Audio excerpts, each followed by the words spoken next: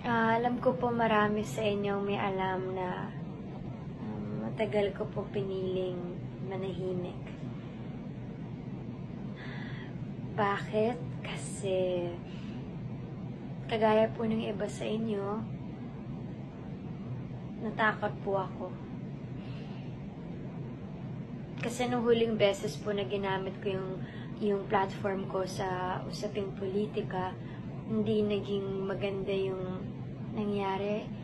Naging dramatic po yung experience ko nun. Kagaya po ng nararanasan ngayon ng ibang mga artista na nagsalita. Ang dami pong pag-atake, ang daming sinabi hindi lang sa akin, pero pati pamilya ko. Kaya sinabi ko po nun sa sarili ko na yun na yung huling beses na magsasalita ako sa ganong usapin kasi ayoko nang maulit yun. Pero ngayon, dito po ako kasi pakiramdam ko pakiramdam ko kahit wala man kasiguraduhan na marinig to, at least may ginawa ako.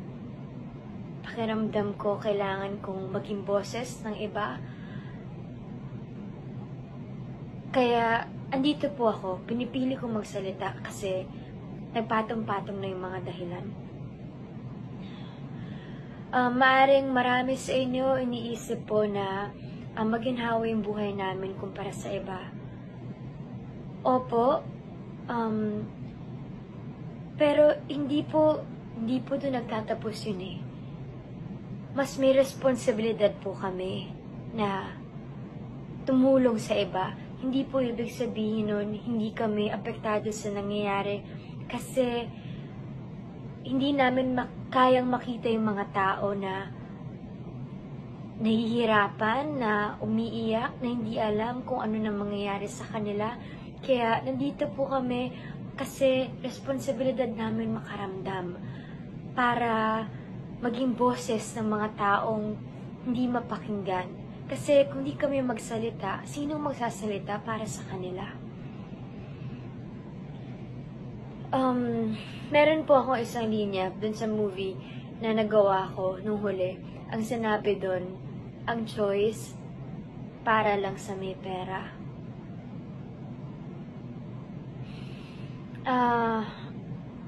Nung isang buwan po akong namuhay kasama yung mga OFW sa Hong Kong, dun ko po napatunayan at dun ko lalong nakita kung gaano kahirap ang buhay.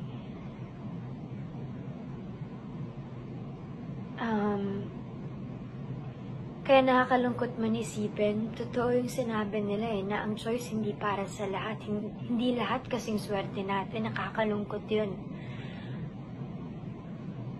Tapos ngayon, yung pong pagkawala ng pagka-shutdown ng ABS-CBN, sa ginawa nilang yun, mas binawasan pa natin yung pagpipilian ng mga kababayan natin. Alam po natin na marami sa lugar sa Pilipinas na ang tanging channel na meron sila, nasasagap lang nila ay ang ABS-CBN. Sa panahon po ngayon ng pandemya na kailangan po natin ng impormasyon maya't maya, alam po natin kung gaano ka-importante ang news, ang pagkukuhanan ng impormasyon, pero ngayon, nawala din po yun sa mga kababayan natin. So, paano po sila makakakuha ng update sa nangyayari sa mundo, sa Pilipinas? Pangalawa, sa hinaharap po natin ngayon, alam natin kung gaano kahirap ang pinagdadaanan ng lahat. Na yung tanging nagpapasaya sa kanila o yung isa sa mga bagay na nagpapasaya sa kanila, yung libangan nila sa panunood. Pati po yun, naalis sa kanila. Yung makapanood lang sila ng konting ganyan, mapanood nila yung paborito ng teleserye, makakalimutan nila kahit paano yung problema. Yung libangan na yun, pati yun, ngayon napagkait na rin sa kanila. So, impormasyon, libangan.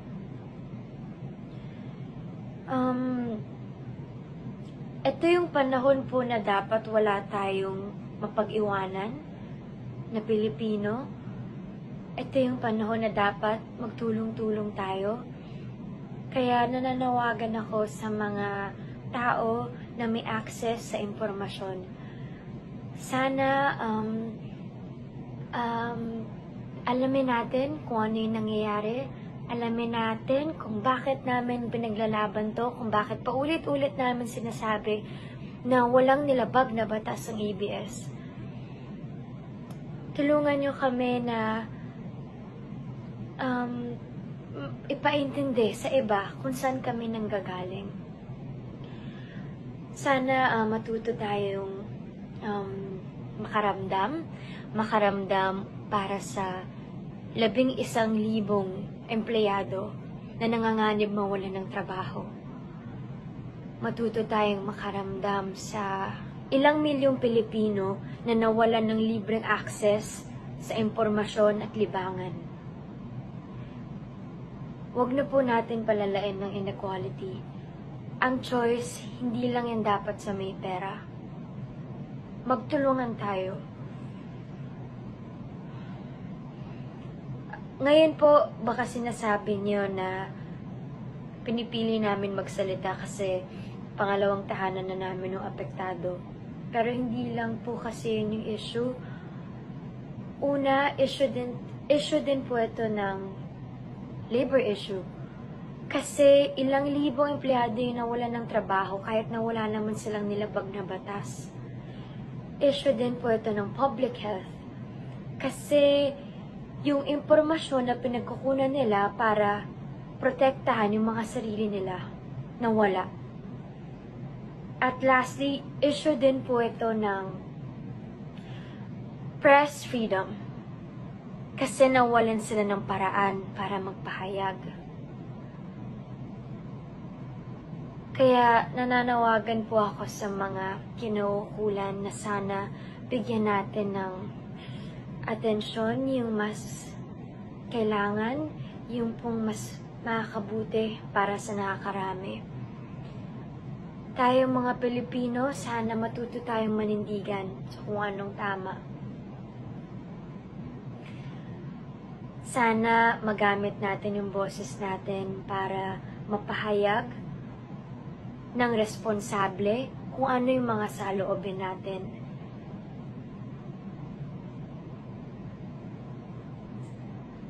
At sa mga kabataan, sana huwag kayong matakot. Kasi kagaya nyo din ako, natakot ako.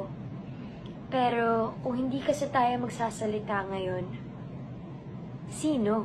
Tayo yung magmamano ng Pilipinas, kaya may karapatan tayo. Samahan niyo po kami magdasal na sana maging okay na lahat, sana matapos na lahat to, at sana maayos lahat sa tamang proseso at mapag-usapan ng maayos. Ayun lang po. Salamat po sa pakikinig. Ako po si Catherine Bernardo, isang artista, isang Pilipino. Huwag po sana natin kalimutan kung anong tunay na kalaban.